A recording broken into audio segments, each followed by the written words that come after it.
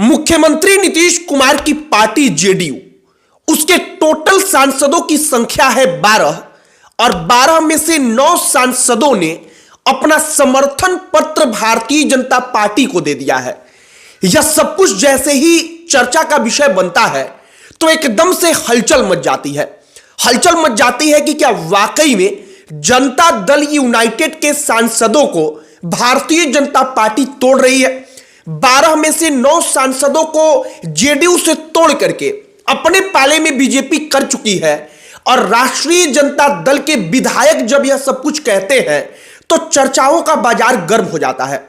हमने जब सब कुछ देखा कि क्या केंद्र की सरकार को बचाने के लिए जेडीयू के 12 में से 9 सांसदों का समर्थन पत्र भारतीय जनता पार्टी ने ले लिया है और उनको तोड़कर अपनी पार्टी में शामिल करा लेगी, जरा इसके गुणा गणित को समझा जाए तो हमको समझ में आया कि 9 सांसदों के पाला बदल लेने से भी भारतीय जनता पार्टी की सरकार केंद्र में बहुमत में नहीं जा पाएगी।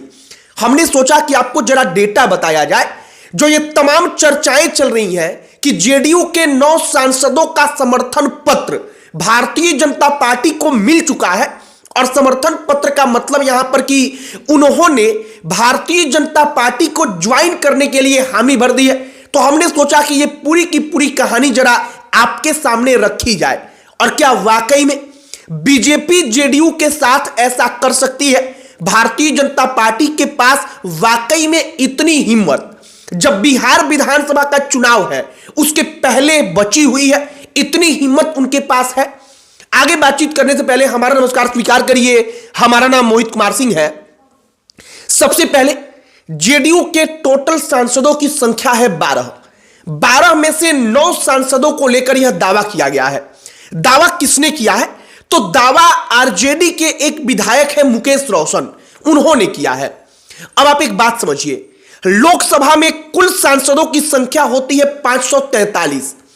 अगर सरकार चलानी है तो बहुमत का आंकड़ा होता है 272 और भारतीय जनता पार्टी के पास मौजूदा समय में मात्र 240 सांसद हैं। मतलब सरकार चलाने के लिए जो बहुमत चाहिए वो बहुमत अकेले बीजेपी के पास नहीं है, बल्कि जेडीयू, चिराग पासवान की पार्टी, जो अन्य क्षेत्रीय दल हैं उनके समर्थन से सरकार चल रही है। अब यहीं पर जो आरजेडी के विधायक हैं वो कहते हैं कि 240 सांसद बीजेपी के पास हैं और वो 12 में से 9 जेडीयू के सांसदों को अपने पाले में कर चुकी है। किसी भी दिन ये खबर खुलकर सामने आ सकती है। तो अगर 240 में आप 9 जोड़ देंगे तो ये होता है 249। मतलब कि अभी भी जो बहुमत का आंकड़ा है वो बहुमत का आंकड़ा भारतीय जनता पार्टी से दूर रहेगा। तो यहां पर एक बात समझने वाली है कि हमें नहीं लगता कि भारतीय जनता पार्टी बेवकूफों जैसा हरकत करेगी। समर्थन पत्र का आप मतलब समझिए, पूरी की पूरी एक पार्टी होती है, उस पार्टी की तरफ से अगर एनडीए में रहना है, बीजेपी की सरकार बनानी है, बीजेपी का पीएम शपथ लेता है तो वो तमाम क्षेत्रीय दल अपने सांसदों की तरफ से एक समर्थन पत्र उस पार्टी के लिए, उस कैंडिडेट के लिए देते हैं। जेडीयू के तमाम सांसदों ने एनडीए को अपना समर्थन दिया है, लेकिन अब चूंकि आरजेडी के विधायक कह रहे हैं कि बीजेपी को समर्थन पत्र 9 सांसदों ने दे दिया है, उनके कहने का मतलब होता है कि वो सांसद भारतीय जनता पार्टी ज्वाइन करने वाले हैं जेडीयू को छोड़कर। हमें लगता है कि यह सिर्फ और सिर्फ एक प्रकार का अफवाह है। हम इसको कैसे अफवाह बता रहे हैं या अफवाह क्यों करार दे रहे हैं, आप जरा इसे भी समझिए। मान लीजिए कि 9 सांसदों को भारतीय जनता पार्टी तोड़ लेती है।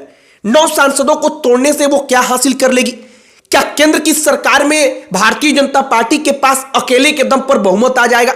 जवाब है नहीं आएगा। क्या केंद्र की सरकार में अगर जेडीयू अगर अचानक से अपने 12 सांसदों का समर्थन वापस ले लेती है तो सरकार गिर जाएगी? इसका भी जवाब है कि सरकार नहीं गिर सकती है। केवल जेडीयू के 12 सांसद अगर एक साथ अपना समर्थन वापस भी ले ले तब भी प्रधानमंत्री नरेंद्र मोदी ही रहेंगे। तो कुल मिलाकर के भारतीय जनता पार्टी जब ऐसी कोई इमरजेंसी वाली स्थिति नहीं है तो इतना बड़ा जो जेडीयू के खिलाफ आप कहिए कि काम नहीं करेगी। और चूंकि बिहार विधानसभा का चुनाव है तो चुनाव के लिहाज से जनता दल यूनाइटेड और अधिक महत्वपूर्ण बन जाती है।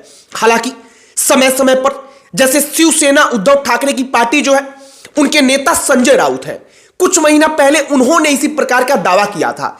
वो कह रहे थे कि 10 सांसद जो जेडीयू के हैं वो भारतीय जनता पार्टी से डील कर चुके हैं, वो भारतीय जनता पार्टी ज्वाइन करने जा रहे हैं, और उस वक्त पर भी इसको लेकर बड़ी चर्चा हुई थी। तो कुल मिलाकर जहां तक हमें लगता है कि एनडीए के अंदर नीतीश कुमार के मन में जो संशय बरकरार रहता है भारतीय जनता पार्टी को लेकर, ये उस संशय को और अधिक बढ़ाने के लिए, उस संशय को और अधिक हावी करने के लिए विपक्ष की तरफ से कहा जाता है, जहां तक हमें समझ में आया। एक और बात है, अगर ऐसा प्रचार प्रसार होगा तो एनडीए के लिए बिहार विधानसभा के चुनाव में हो सकता है कि एक दूसरी पार्टियों के समर्थक एक दूसरे को वोट ना दे। आप समझने का प्रयास करिए कि मान लीजिए जहां पर जेडीयू का कैंडिडेट हो, बीजेपी के समर्थक उसको वोट ना दे, जहां पर बीजेपी का कैंडिडेट हो वहां पर जेडीयू के समर्थक जो होंगे वो वोट ना दे, क्योंकि आपस में कंफ्यूजन वाली स्थिति बरकरार रह जाएगी।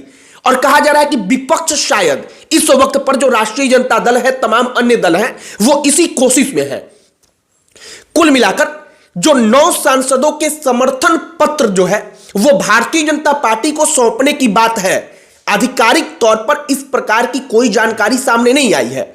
लेकिन चूंकि भारतीय जनता पार्टी ने अतीत में कई सारे क्षेत्रीय दलों के साथ ऐसा किया है कि उनकी पूरी की पूरी पार्टी को तोड़ा गया है, इसीलिए लग रहा है कि वाकई में नीतीश कुमार के मन में संशय है, और ये तमाम चीजें संशय और अधिक गहरा कर देती हैं।